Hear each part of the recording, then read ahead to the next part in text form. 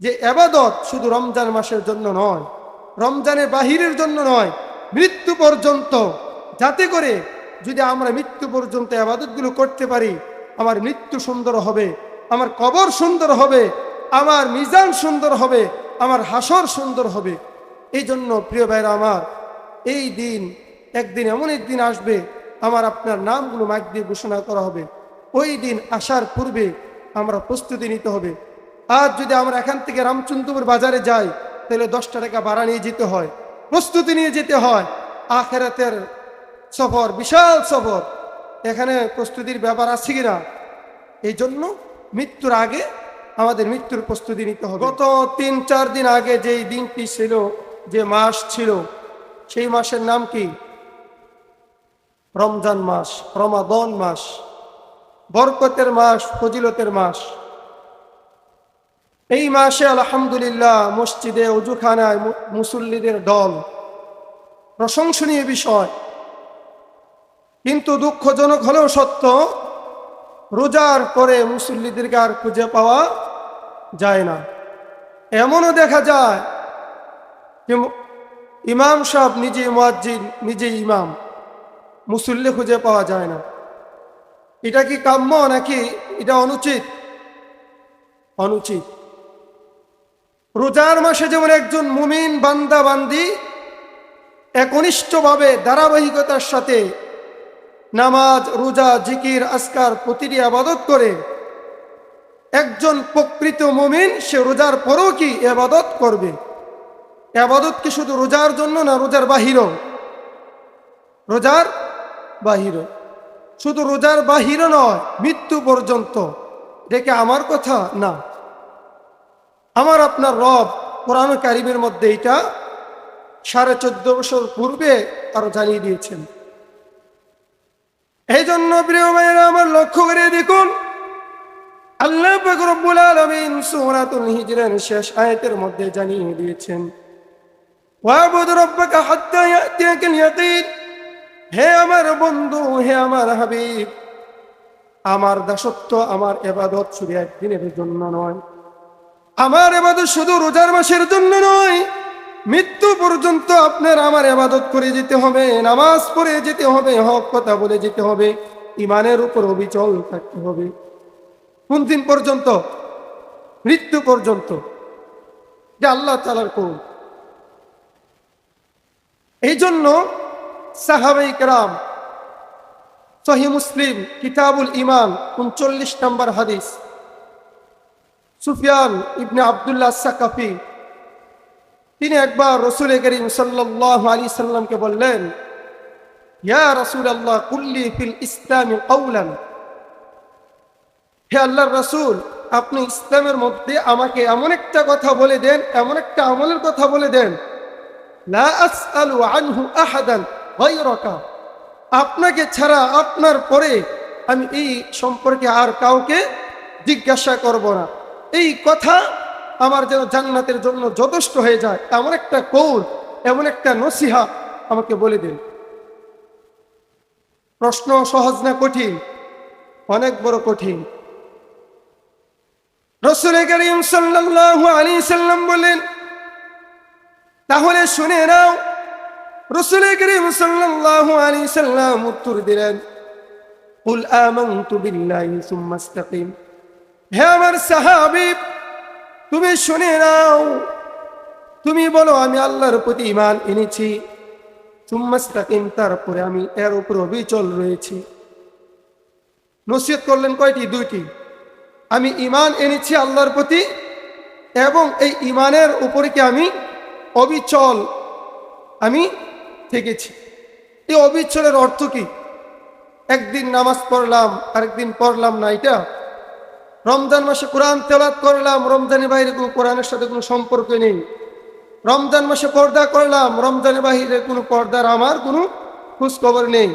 রমজানে মাদকের বিরুদ্ধে আমি কথা বললাম, মাদকের বিরুদ্ধে অ্যাকশন নিলাম, রমজানের বাহিরে মাদক ব্যবসায়ীদের বিরুদ্ধে আমাদের কোনো কথা নেই। এটা কি অবিচলতা? না। রমজানের ভিতরে যেভাবে একজন মুমিন বান্দা ইবাদত করবে, রমজানের বাহিরেও সে ইবাদত করবে। শুধু রমজানের বাহিরে নয়, মৃত্যু পর্যন্ত। কিভাবে অবিচল থাকতে হয়, এই ঘটনা যদি আমরা বলি রাত শেষ হয়ে যাবে। সাহাবাই কেরাম যাদের ব্যাপারে আল্লাহ পাক রব্বুল আলামিন বলেছেন রাদিয়াল্লাহু আনহুম ওয়া রাদু আন, আল্লাহ তাদের প্রতি সন্তুষ্ট, তারাও আল্লাহর প্রতি সন্তুষ্ট। তারা কেমন অবিচল ছিলেন? সুনানে আবি দাউদ, মুসনাদ ইবনে আহমদ, অসংখ্য হাদিসের কিতাবে এই ঘটনা এসেছে সংক্ষিপ্ত আকারে, কোন কোন হাদিসের কিতাবে বিস্তৃত আকারে এসেছে। সাহাবাই কেরাম সুখে দুঃখে সংকটে সচ্ছলতায় সর্ব অবস্থায় আল্লাহ তাআলাকে ভুলেননি। দুনিয়ার জন্য তারা আল্লাহকে ভুলে যাননি। সর্ব অবস্থায় তারা আল্লাহর ভালোবাসা, রসুলের ভালোবাসা, আখিরাতকে প্রাধান্য দিয়েছেন। এজন্য প্রিয় ভাইরা আমার লক্ষ্য করে দেখুন, একজন সাহাবী যার নাম ছিল আব্দুল উজ্জা, ইসলাম গ্রহণ করার পরে রাসূল করিম সাল্লাল্লাহু আলাইহি সাল্লাম তার নাম দিলেন আব্দুল্লাহ যুল বাজাদাইন। নাম কি? আব্দুল্লাহ যুল বাজাদাইন। আব্দুল্লাহ যুল বাজাদাইন রাদিয়াল্লাহু তাআলা আনহু, তার বাড়ি ছিল মক্কা মদিনার মধ্যবর্তী এলাকায়। একদিন তিনি তার চাচাকে বললেন, হে আমার চাচা, আমি ইসলাম ধর্ম গ্রহণ করেছি। আব্দুল্লাহ যুল বাজাদাইন রাদিয়াল্লাহু তাআলা আনহু এতিম ছিলেন, তার চাচা তাকে লালন পালন করেছে। চাচা তাকে উটের পাল, মেষের পাল, কোটি কোটি টাকার সম্পদ তার ভাতিজার নামে দিয়ে দিয়েছে।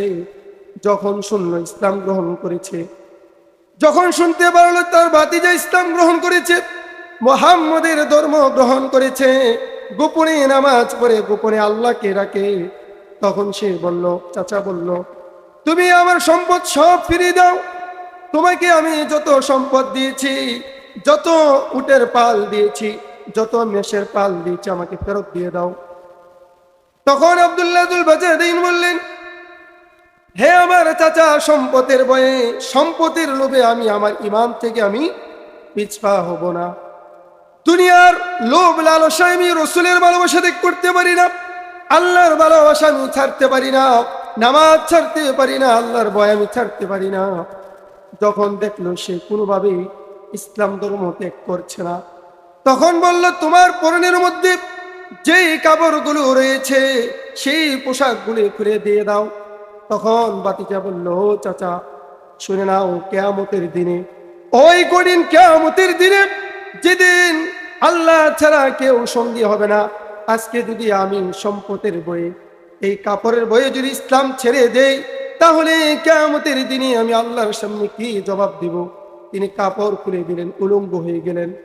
উলঙ্গ হওয়ার পরে তার মায়ের কাছে গিয়ে বললেন, হে আম্মা জান, আমার চাচা ইসলাম গ্রহণ করার কারণে আমার সব কিছু খুলে নিয়েছে, আপনি আমাকে একটা কাপড় দেন, যেই কাপড়টা দিয়ে আমি আমার লজ্জাস্থান দেখে আমি আমার রসুলের দরবারে যাব। যখন তার মায়ের কথা দেখলেন, কোন রকম একটি কাপড় দিল, কাপড় দেওয়ার পরে লজ্জাস্থান দেখে মদিনাতে রওনা হলেন। কোথায় রওনা হলেন? মদিনাতে যাওয়ার পরে শীতের রজনী যখন মসজিদে নববীর মধ্যে দাঁড়িয়ে ছিল, তখন রাসূল করিম সাল্লাল্লাহু আলাইহি সাল্লাম বলেন, কে রে, তুমি কে? তখন বললেন, ইয়া রাসূলুল্লাহ, ইয়া হাবিবাল্লাহ, আমি আপনার আব্দুল্লাহ। কোন আব্দুল্লাহ? কিছুদিন পূর্বে আমি ইসলাম গ্রহণ করেছি। ইসলাম ধর্মে গ্রহণ করার কারণে আমার চাচা আমার থেকে সব সম্পদ নিয়ে নিয়েছে, কাপড় খুলে নিয়েছে, বাড়ি থেকে তাড়িয়ে দিয়েছে, আমার মা আমার সাপোর্ট করেনি। রাসূল করিম সাল্লাল্লাহু আলাইহি সাল্লাম এই কথা শোনার পরে অজরে কাঁদতে থাকলেন।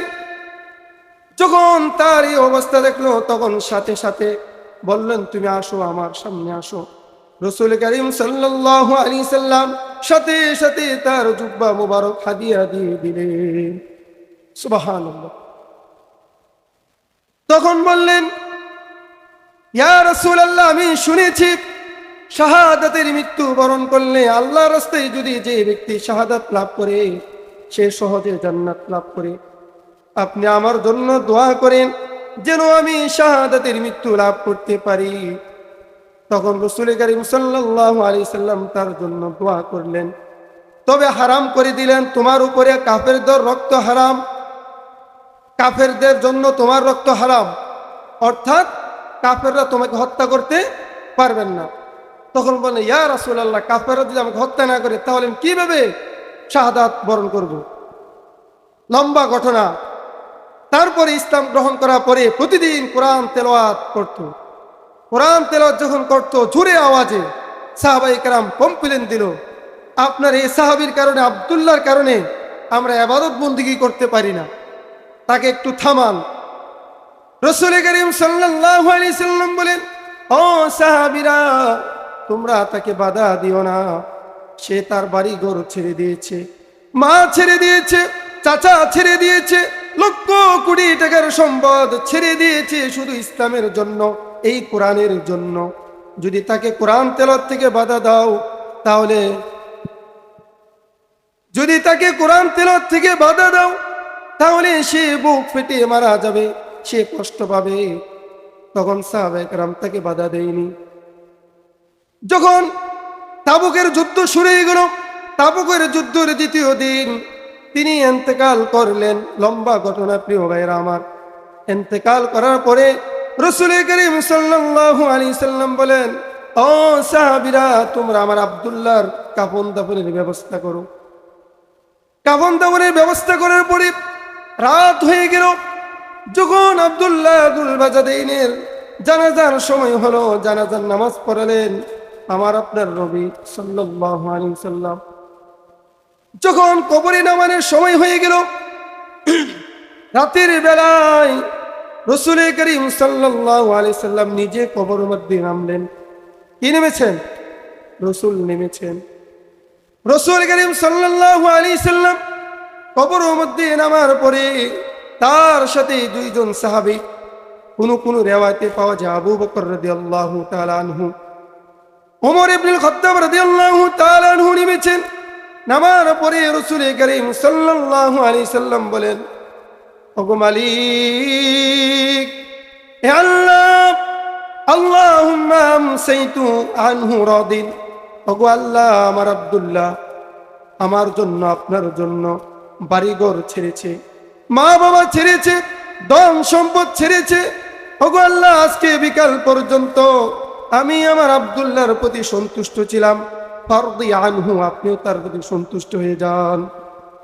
এই দোয়া যখন রাসূল করিম সাল্লাল্লাহু আলাইহি সাল্লাম করলেন, করার পরে সাহাবায়ে কেরাম আবু ওয়াক্কাস রাদিয়াল্লাহু তাআলা আনহু কবরের পাশে গড়াগড়ি করে কান্না শুরু করে দিলেন। হায় রে, এই লাশ যদি আমার হতো তাহলে কতই না ভাগ্যবান হতো। যার জন্য রাসূল দোয়া করেছেন, যার কবরে রাসূল নেমেছেন, সে নিশ্চিত জান্নাতি। সাহাবায়ে কেরাম হাউমাউ করে কান্না শুরু করলেন। প্রিয় ভাইয়েরা আমার, এই ঘটনা বর্ণনা করা বা শোনা মূল উদ্দেশ্য নয়, শোনার পরে বোঝা হচ্ছে মূল উদ্দেশ্য। সাহাবায়ে কেরাম ইসলামের জন্য, আল্লাহর জন্য, এই দ্বীনের জন্য, নামাজের জন্য তারা দুনিয়া ত্যাগ করেছে, মা বাবা ত্যাগ করেছে, ধন সম্পদ ত্যাগ করেছে। কিন্তু দুঃখজনক হলেও সত্য যে আজ আমরা মনের সাথে আমরা লড়াই করতে পারি না।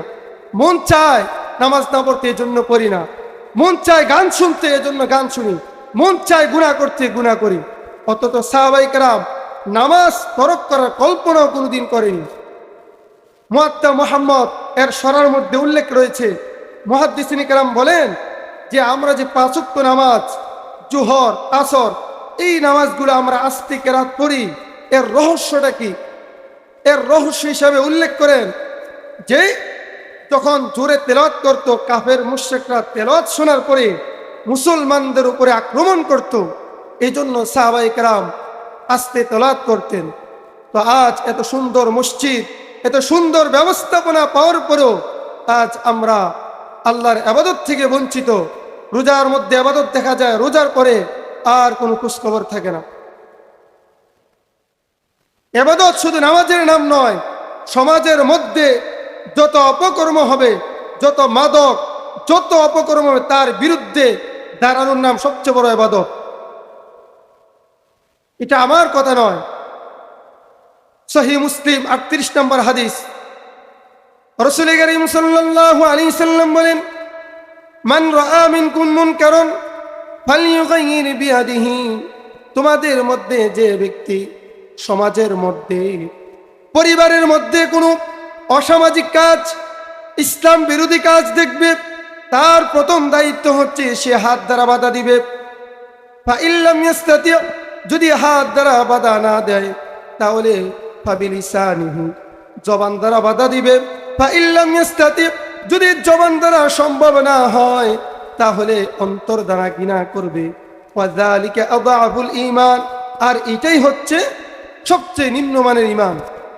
এবার আমি আপনি নিজেকে প্রশ্ন করি, আমার সন্তান নামাজ পড়ে না, এটা কি ভালো কাজ না খারাপ কাজ? আমি আপনি যদি আমার আপনার সন্তানকে সতর্ক না করি, আমার আপনার স্ত্রী পর্দা করে না, যদি আমি আপনি বাধা না দেই, আমার সমাজের মধ্যে যদি মাদক চলে, গাঁজা চলে, এইগুলো যদি আমরা আজ বাধা না দেই, কুল্লুকুম রাঈন ওয়া কুল্লুকুম মাসউলিন আন রাঈয়াতিহি, মুসলিমের হাদিস। রাসূল কারীম সাল্লাল্লাহু আলাইহি সাল্লাম বলেন, প্রত্যেককে ওই কঠিন কিয়ামতের দিনে জিজ্ঞাসা করা হবে, তোমার দায়িত্ব ছিল এই সমাজকে সংশোধন করা, এই মাদকদের বিরুদ্ধে কথা বলা, তোমার দায়িত্ব ছিল এই সমাজের এই অসঙ্গতিগুলো সমাজের সামনে তুলে ধরা। আজ তোমরা মেম্বার, চেয়ারম্যান ক্ষমতায় ছিলে, কিন্তু তাদের সাথে তোমরা তাল মিলিয়ে চলেছো, মাদকের বিরুদ্ধে কথা বলনি, মাদকের বিরুদ্ধে মাদকের পক্ষে গোপনে সাপোর্ট দিয়েছো। আজ কিয়ামতের দিন তোমাদের কারণে সমাজ নষ্ট হয়েছে, পরিবার নষ্ট হয়েছে। এভাবে আল্লাহ তাআলা প্রত্যেকটা ব্যক্তিকে ধরবেন, মাসউলুন আন রাঈয়াতিহি, তার দায়িত্বের ব্যাপারে জিজ্ঞাসিত হবে। এই জন্য প্রিয় ভাইরা আমার, এই ইবাদত শুধু রোজার মাসের জন্য নয়, মৃত্যু পর্যন্ত ইবাদত করতে হবে। এই ইবাদত শুধু নামাজ নয়, অসঙ্গতি অনৈতিক কাজের বিরুদ্ধে কথা বলা, এটাও একটা বড় ইবাদত। আমি নামাজ পড়লাম কিন্তু আমার স্ত্রী পর্দা করে না, আমার সন্তান মেয়ে পর্দা করে না, তাহলে আপনি হলেন দায়ুস, আপনি সবচেয়ে নিকৃষ্ট পুরুষ। আপনি সঠিক নামাজ পড়েন, আপনার সন্তান নামাজ পড়ে না, হারাম কাজে জড়িত, আপনি আদর্শ পিতা নয়। ওই কঠিন কিয়ামতের দিনে আপনার সন্তান আপনার বিরুদ্ধে দাঁড়াবে। আযাবাইন দিআফান, বলবেন তাদেরকে দ্বিগুণ আযাব দেন। এই জন্য প্রিয় ভাইরা আমার, আল্লাহ পাক রব্বুল আলামিন সূরা হামিম সাজদা 31 নম্বর আয়াতে একটি আয়াত উল্লেখ করেছেন, যারা ইবাদতে এই দ্বীনি কাজে যারা অটল থাকবে তাদের পুরস্কার হিসেবে একটি আয়াত উল্লেখ করেছেন।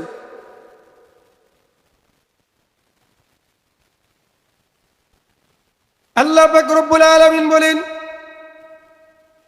ইন্নাল্লাযীনা ক্বালু রাব্বুনাল্লাহু থুম্মা ইসতাকামু, নিশ্চয় দুনিয়ার জমিনে যেই বান্দা যেই বান্দি বলে আমাদের রব আল্লাহ তাআলা, থুম্মা ইসতাকামু, এবং এই কথার উপরে, এই বিশ্বাসের উপরে অনড় থাকে, অবিচল থাকে, দুনিয়ার লোভ লালসায় পড়ে সুদ ঘুষে লিপ্ত হয় না, জিনা ব্যভিচার অন্যায় অনাচারে লিপ্ত হয় না, জবান দ্বারা কাউকে কষ্ট দেয় না, সমাজের মধ্যে কোনো অনৈতিক কাজ করে না, এই ব্যক্তিরা যখন মৃত্যুবরণ করবে, এই কবরের মধ্যে যাবে, তাতানাজ্জালু আলাইহিমুল মালাইকাতু আল্লা তাখাফু, ওই কঠিন মৃত্যুর সময়। তাফসীর মারিফুল কোরআনের মধ্যে আল্লামা শফি রহমাতুল্লাহ আলাইহি উল্লেখ করেছেন, মৃত্যুর সময় ফেরেশতায়ে কেরাম দলে দলে ফুলের তোড়া নিয়ে উপস্থিত হবে কাদের সামনে? যারা দুনিয়ার জমিনে সঠিক পথে অবিচল ছিল। শুধু তাই নয়, তার সামনে উপস্থিত হওয়ার পরে বলবে, আল্লাহ তাখাফু ওয়ালা তাহজানু, হে বান্দা দুনিয়ার জমিনে অনেক কষ্ট করেছো, হারাম থেকে বাঁচার জন্য অনেক কষ্ট করেছো, হালাল খাইতে গিয়ে তুমি অনেক ক্ষুধার্ত থেকেছো, সুদ ঘুষ তুমি লিপ্ত হওনি, সমাজের অসঙ্গতি কাজে তুমি লিপ্ত হওনি, অনেক কষ্ট করেছো, কষ্টের দিন শেষ। আল্লাহ তাখাফু ওয়ালা তাহজানু, তোমার কোনো ভয় নেই, তোমার কোনো চিন্তা নেই, আজ তোমার সুসংবাদের দিন। ওয়া আবশিরু বিল জান্নাতিল্লাতী কুনতুম তুআদুন, তুমি কি নাও? জান্নাতের সুসংবাদ গ্রহণ করো। কি করো? জান্নাতের সুসংবাদ। কেমন জান্নাত? ভয় নেই, তোমার কোনো চিন্তা নেই, কবর নিয়ে তোমার কোনো চিন্তা নেই। দুনিয়ার জমিনে আমরা তোমার বন্ধু, নাহনু আউলিয়াকুম ফিল হায়াতিদ দুনিয়া ওয়া ফিল আখিরাহ, এবং ওই কঠিন কিয়ামতের দিন আমরা তোমার সঙ্গে থাকব।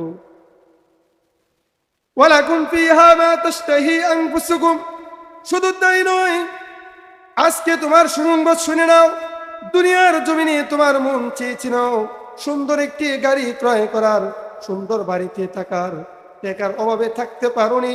তোমার মন চেয়েছিল ঘুমিয়ে থাকতে, তুমি ঘুমকে হারাম করে ফজর নামাজ পড়েছো।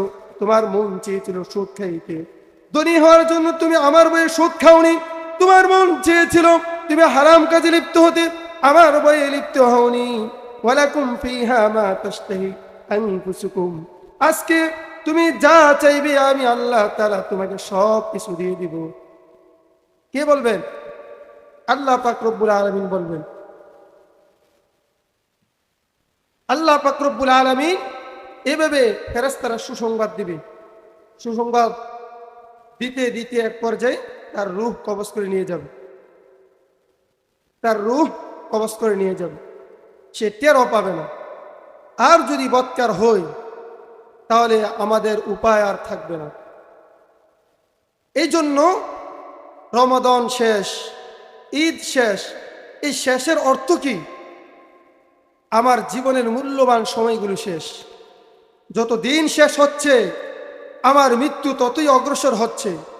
এই যে কবর, এখানে আমাদের মা বাপ দাদা দাদি আত্মীয় স্বজন কতজন শুয়ে আছে। এমনও ব্যক্তি আছে যারা গত বছর এই মাহফিলে ছিল, আজ তারা নেই। এই জন্য রসুল করিম সাল্লাল্লাহু আলাইহি সাল্লাম বলেন, আকসিরু যিকরা হাদিমিল লাজ্জাত, হে উম্মতেরা তোমরা মৃত্যুকে বেশি বেশি স্মরণ করো। মৃত্যুকে ভুলে যেও না। মৃত্যুর ভয় যদি তুমি রাখো, মৃত্যুকে স্মরণ করো, এই মৃত্যুর স্মরণ তোমার সকল আনন্দ ধূলিসাৎ করে দিবে। এই মুহূর্তে যে আমরা জানি 1 ঘন্টা পরে আমাদের দুনিয়া ছেড়ে চলে যেতে হবে, তাহলে আমার আপনার আমল, আমার আপনার কথা, আমার আপনার মেজাজ চিন্তা কেমন হবে একটু চিন্তা করেন। 1 ঘন্টা যে আমরা দুনিয়াতে থাকবো এটারও তো কোনো নিশ্চয়তা নেই। এই জন্য প্রিয় ভাইরা আমার, করোনা চলাকালীন একজন লোক, লম্বা ঘটনা, অনেক জায়গায় আমি ঘটনাটি বলেছি,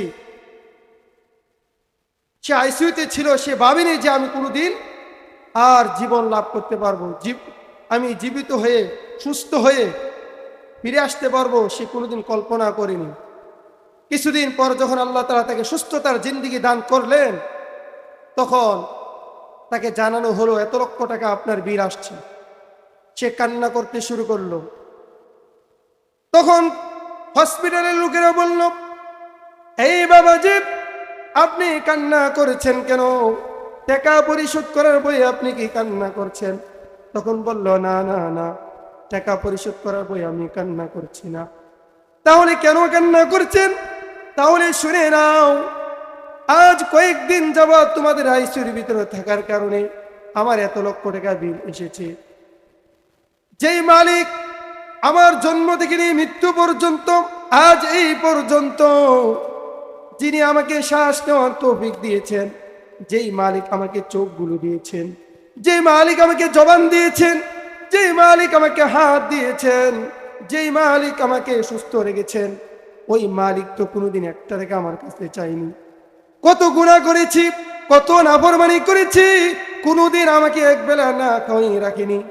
এভাবে বলতে বলতে কান্না শুরু করলো। তখন তিনি বললেন, আমি বুঝতে পেরেছি এই দুনিয়া আমার জন্য কোনো স্থায়ী নয়।